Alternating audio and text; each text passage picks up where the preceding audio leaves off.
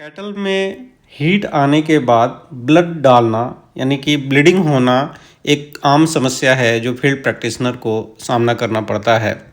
कुछ प्रैक्टिशनर का मानना है कि ये नॉर्मल है, कुछ लोगों को लगता है कि इससे कंसेप्शन कम हो जाता है और रिपीट ब्रीडर हो जाते हैं। सच पूछिए तो दोनों ही बातें सही हैं। इस वीडियो के माध्यम से हम लोग सीखेंगे डिटेल में कि कब इसे नॉर्मल कहते हैं, कब एबनॉर्मल है, अगर एबनॉर्मल है तो क्या क्या रीजन हो सकता है और उनका किस तरह से ट्रीटमेंट अप्रोच लेंगे ताकि कंसेप्शन रेट को बढ़ाया जा सके और बेहतर किया जा सके।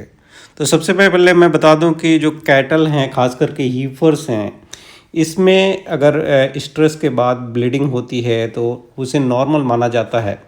लेकिन नॉर्मल जो ब्लीडिंग होती है उसको पोस्ट स्ट्रल ब्लीडिंग या मेट स्ट्रेस ब्लीडिंग कहते हैं।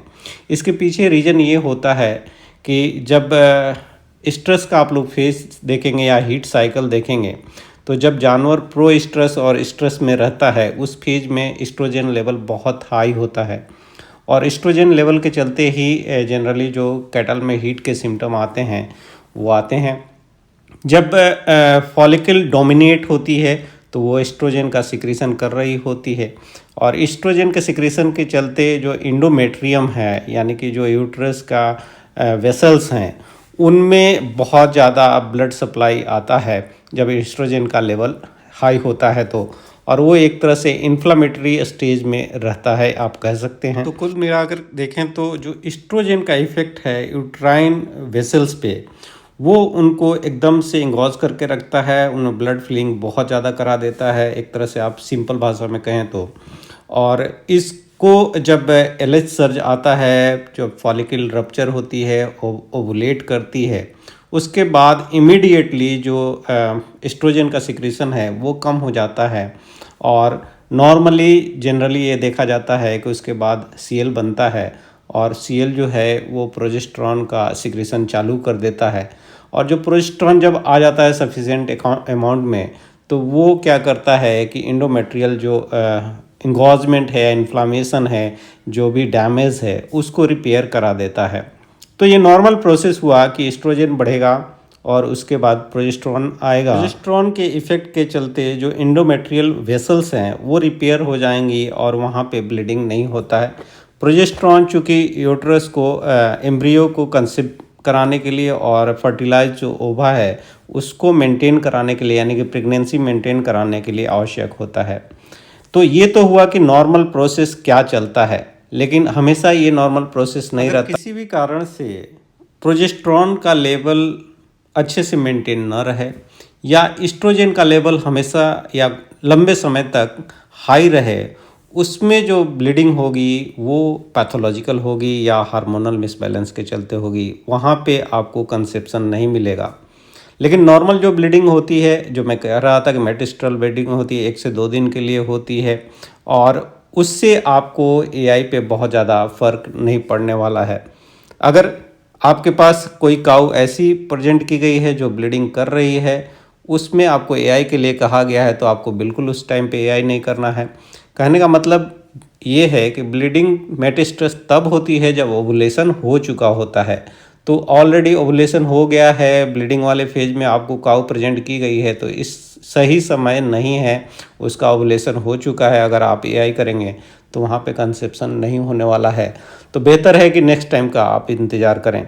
लेकिन आपके पास ये आप बार बार उस काऊ को हिस्ट्री लेते हैं और आपके साथ यही समस्या आती है कि आप एआई करते हैं, उसके 1-2 दिन के बाद ब्लीडिंग होती है और वो परसिस्ट करती है लंबे समय तक, यानी कि 2 दिन के बाद भी वो ब्लीडिंग कंटिन्यू करता है या बहुत ज़्यादा अमाउंट में ब्लीडिंग होता है 2 दिन के बाद भी, तो वहाँ पे आप सोच सकते हैं कि ये हार्मोन का प्रॉब्लम है या उसके यूट्रस में डेफिनेटली प्रॉब्लम है। अगर हार्मोन की हम लोग बात करें तो जो ब्लीडिंग कराने वाला हार्मोन है वो एस्ट्रोजन है। कहने का मतलब जो एस्ट्रोजन का लेवल किसी भी तरह से लगातार मेंटेन हाई लेवल पर रहेगा। जैसे मैं कह रहा था कि नॉर्मली क्या होगा, जैसे ही ओवुलेशन होगा उसके बाद एस्ट्रोजन डाउन होगा और प्रोजेस्टेरॉन आ जाएगा। तो प्रोजेस्टेरॉन जो एंडोमेट्रियल लाइनिंग है उसको रिपेयर करेगा और प्रेगनेंसी जो होगी वो मेंटेन हो जाएगी। लेकिन किसी भी तरह से अगर एस्ट्रोजन नहीं डाउन होता है तो कौन सा ऐसा कंडीशन है जहाँ पे एस्ट्रोजन लेवल जो है वो मेंटेन रहने वाला है। कहने का मतलब अगर एस्ट्रोजन हाई लेवल पे लगातार रहता है तो उसको एक कंडीशन कहा जाता है डिलेड ओवुलेशन।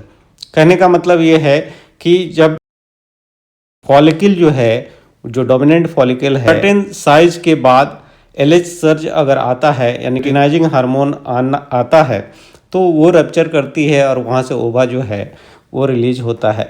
लेकिन अगर एलएच सर्ज प्रॉपर आ ही नहीं रहा, फॉलिकल जो है वो ओवुलेट नहीं करेगी, और जब फॉलिकल ओवुलेट जब तक नहीं करेगी तब तक वो एस्ट्रोजन प्रोड्यूस करती रहेगी। कहने का मतलब वहाँ पे डिले ओवुलेशन जहाँ पे होगा वहाँ पे एस्ट्रोजन जो है वहाँ पे लंबे समय तक मेंटेन रह सकता है और उस केस में आपको सीवियर ब्लीडिंग मिल सकती है। लेकिन अगर ऐसा केस रहेगा तो जो हीट का पीरियड है वो प्रोलॉन्ग हो जाता है। जनरली आप देखेंगे तो हीट का जो स्टैंडिंग हीट है वो 12 से 24 घंटे का ही होता है। लेकिन अगर आपको काऊ हीट में दे रही है कि 2 दिन 3 दिन 4 दिन तक लगातार हीट बना रहता है और वहाँ पे ब्लीडिंग हो रही है तो आपको सस्पेक्ट करना चाहिए कि ये जो केस है एलएच सर्ज जो है वो प्रॉपर नहीं आ रहा है और डिलेड ओवुलेशन का केस है। दूसरा सिमिलर सिचुएशन तब हो सकता है जब फॉलिकुलर सिस्ट बन जाए। तो फॉलिकुलर सिस्ट का मतलब ये होता है कि जो फॉलिकल है वो ओवुलेट करती ही नहीं है और फिर दूसरी डोमिनेंट जो फॉलिकल्स हैं, जो एसेसरी फॉलिकल हैं, वो आगे बढ़ने लग जाती हैं। तो अगर फॉलिकुलर सिस्ट होगा तो आपको जो केस होगा उसमें ये हिस्ट्री मिलेगी कि ये निम्फोमैनिक है। कहने का मतलब कि वो हीट में बार बार आती है। जनरली अगर आप heat period normal cycling cow जो होगी वो 18 से 21 दिन में हीट में आती है। तो जो इसको फॉलिकुलर सिस्ट होगा वो 7 दिन में भी आ सकती है, 10 दिन में भी आ सकती है, मतलब 18 दिन से पहले ही हीट में अगर वो आ रही है तो वहाँ आपको सस्पेक्ट करना पड़ेगा कि यहाँ पे फॉलिकुलर सिस्ट हो सकता है।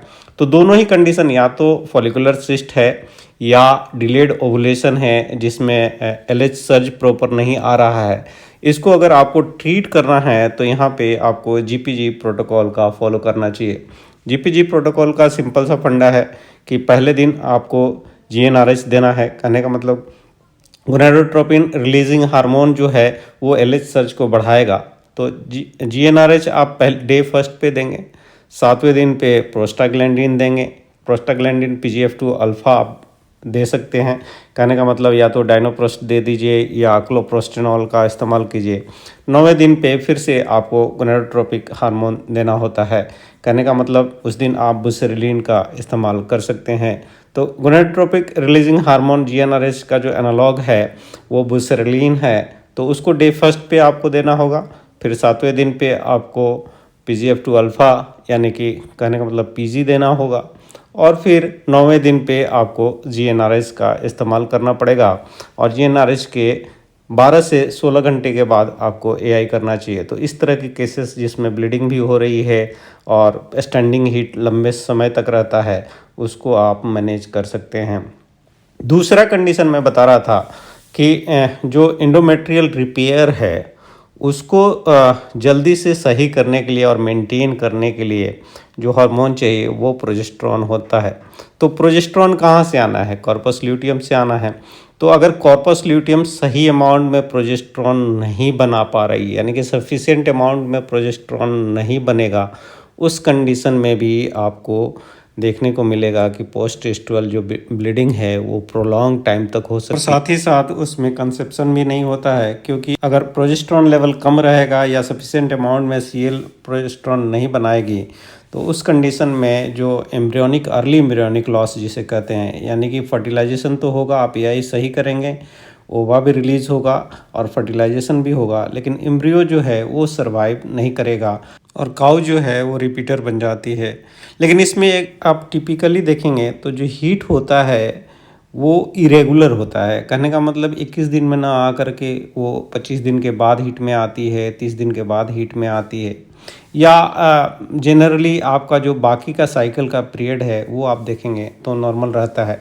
तो ऐसे सिचुएशन को अगर आप इरेगुलर हीट के साथ पोस्ट टेस्टुअल ब्लीडिंग है जो प्रोलॉन्ग है उसको अगर आप मेंटेन करना चाहते हैं तो इसमें CIDR का इस्तेमाल किया जाता है।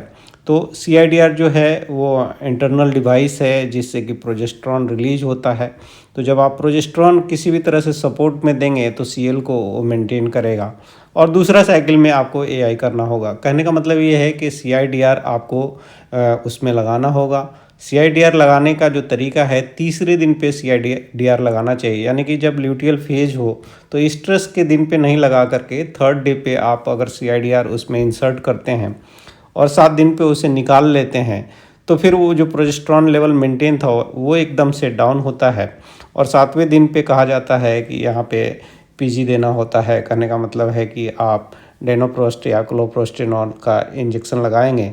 9वें दिन पे फिर आपको इसमें GnRH देना चाहिए और उसके 12 से 16 घंटे के अंदर फिर AI कर लेना चाहिए। तो इस तरह से अगर इरेगुलर हीट के साथ साथ पोस्ट रेस्ट्रल ब्लीडिंग है और कंसेप्शन नहीं मिल रहा है तो वहाँ पे आप लो प्रोजेस्टेरॉन को सस्पेक्ट करते हुए मैनेज कर सकते हैं। तीसरा जो कंडीशन होता है जहाँ पे कि ल्यूटियल सिस्ट बन जाता है, यानी कि एनिमल जो है एनिस्ट्रस में चला जाए और वहाँ पे प्रेगनेंसी भी ना हो। 30 से 40 दिन में भी प्रेगनेंसी AI के बाद नहीं आई है और अगर उस समय जब उसकी AI किए थे उसके कुछ दिन के बाद प्रोलॉन्ग ब्लीडिंग हुई थी तो वो इंडिकेट करता है कि प्रेगनेंसी नहीं है। फिर भी अगर कोई एनिस्ट्रस में काऊ है तो इसका मतलब है कि उसमें ल्यूटियल सिस्ट है, यानी कॉर्पस ल्यूटियम जो है उसका सिस्ट बन गया है। वो लंबे समय तक प्रोजेस्टेरॉन बनाती रहती है लेकिन फिर भी प्रेगनेंसी नहीं रहता है। तो उसको ब्रेक करने के लिए डायरेक्ट आपको PGF2 अल्फा देना होगा, यानी कि डेनोप्रोस्ट या क्लोप्रोस्टेनॉल का इस्तेमाल करना होगा जिससे कि वो लाइज हो जाएगी और फिर नॉर्मल साइकिल में आए तो उसका AI करना होगा जिससे कि वो कंसीव कर पाएगी। तो ये 3 कंडीशन तो हो गए जहाँ पे हार्मोन मिसबैलेंस के चलते पोस्टेस्टुअल ब्लीडिंग बहुत ज़्यादा होती है या लंबे समय तक होती है। दूसरा जो कंडीशन है जो यूट्रस से एसोसिएटेड है उसके चलते भी ब्लीडिंग आपको देखने को मिल सकती है। तो यूट्रस में प्रॉब्लम खास करके इंडोमेट्राइटिस रहता है तो भी आपको ब्लीडिंग देखने को मिल सकती है लंबे समय तक, या रिटेन प्लासेंटा रहा हो पहले और उसके कुछ अंश अगर यूट्रस में मेंटेन रह गए हों तो वहाँ भी आपको पोस्टेस्टुअल ब्लीडिंग देखने को मिलती है। तो अगर इंडोमेट्राइटिस रहेगा तो ब्लीडिंग में फाउल स्मेलिंग आएगी, साथ ही साथ जानवर में आप देखेंगे तो उसमें फीवर रहेगा, एनोरेक्सिया रहेगा, यानी कि इंडोमेट्राइटिस के जो सिम्टम्स आते हैं, क्लिनिकल सिम्टम्स आते हैं वो आपको देखने को मिल सकता है। या रिटेन प्लासेंटा रहेगा तो उसमें भी आपको फॉल स्मेलिंग आ सकती है ब्लीडिंग में, या डिस्चार्ज भी कुछ आ सकता है, क्लियर डिस्चार्ज नहीं आएगा। तो ये इंडिकेट करता है कि उसको यूट्राइन प्रॉब्लम है, यूट्रस में प्रॉब्लम है। तो अगर यूट्रस में प्रॉब्लम है तो उसको आपको मैनेज करने के लिए एक तो यूट्राइन इन्फेक्शन को कंट्रोल करना होगा। यूट्राइन इन्फेक्शन कंट्रोल करने के लिए इस कंडीशन में आप चाहें तो 2% लिगोल्स आयोडीन इंट्रायूट्राइन डाल सकते हैं। आप मेट्रोनिडाजोल का भी इस्तेमाल कर सकते हैं, साथ ही साथ आप सिप्टियोफर इंट्रायूट्राइन इस्तेमाल कर सकते हैं। आप 48 आवर्स के बाद इसे रिपीट भी कर सकते हैं। लेकिन इसको एक्सपेल आउट कराने के लिए यूट्रस से जो डेब्रिस है उसको एक्सपेल आउट अगर आपको कराना है तो साथ में आपको एक PG भी लेना चाहिए, यानी कि प्रोस्टाग्लैंडिन का इस्तेमाल करना चाहिए, PGF2 अल्फ़ा का इस्तेमाल करना चाहिए। आप PGF2 अल्फ़ा अगर लगाते हैं साथ में एंटीबायोटिक थेरेपी करते हैं तो जो डेब्रिस है वो एक्सपेल आउट हो जाता है और यूट्राइन जो हीलिंग है वो नॉर्मल हो जाती है। नेक्स्ट साइकिल में जब एनिमल नॉर्मल साइकिल में आता है उस समय कोई डिस्चार्ज फाउल स्मेलिंग नहीं आता है तो वहाँ पे आप AI कर सकते हैं। या जो PG है उसको 7 दिन के बाद आप रिपीट भी कर सकते हैं। 7 दिन के बाद रिपीट करेंगे तो जो भी डेब्रिस रहेगा उसको दोबारा वो फ्लश आउट कर सकता है। तो PG को 2 शॉट लगा सकते हैं या 1 शॉट भी लगा के आप इस तरह के केसेस को मैनेज कर सकते हैं। तो मुझे लगता है ये वीडियो आप लोगों को हीट के बाद ब्लीडिंग के केस को समझने में और नॉर्मल को बीमार वालों से डिफ्रेंशिएट करने में ज़रूर मदद करेगा। अगर अभी तक आपने मेरे चैनल को सब्सक्राइब नहीं किया है तो प्लीज़ सब्सक्राइब करें, अपने दोस्तों के साथ शेयर करें। आप चाहें तो मेरा मेंबरशिप भी ज्वाइन कर सकते हैं जहाँ पे मैं स्पेशल वीडियोस बनाता हूँ जिससे आपकी प्रैक्टिस और बेहतर हो जाती है। मेरे साथ जुड़े रहने के लिए बहुत बहुत धन्यवाद। नमस्कार।